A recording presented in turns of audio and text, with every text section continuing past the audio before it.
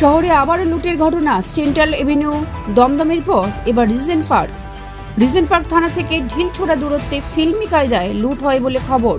ফ্ল্যাটে আগে থেকেই লুকিয়েছিল দুই দুষ্কৃতী। গৃহকর্ত্রী ফিরতেই হামলা করা হয়। পিছন থেকে ধাক্কা মেরে ফেলে দেওয়া হয় তাকে। চিৎকার করলে বেঁধে দেওয়া হয় মুখ। গলায় ছুরি ঠেকিয়ে ওই মহিলাকে মেরে সোনার গয়না নগদ টাকা নিয়ে চম্পট দেয় দুই দুষ্কৃতী। ছেলের বিয়ের জন্য বাড়িতে সোনার গয়না এনে রাখা ছিল। এই খবর দুষ্কৃতীদের কাছে কেমন করে গেল? নেপথ্যে পরিচিত কেউ আছে কিনা এই নিয়ে সন্দেহ প্রকাশ করা হয়েছে রিজেন্ট পার্কের পরিবারের তরফে। বারবার একই ঘটনায় প্রশ্নে শহরের নিরাপত্তা। ঘরে ঢুকেছি আর ওরাও আমার সঙ্গে সঙ্গে ঢুকেছে। টেবিলের উপরে কাচের প্লেটগুলো ছিল, ওটা আমার হাতে নেওয়া ছিল।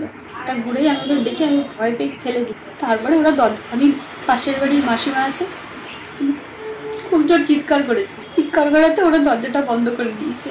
তারপরেই আমাকে বলছে যে চাবিটা আর কি আছে, গ্যাস চাবি দাও, ছুরি দেখিয়েছে।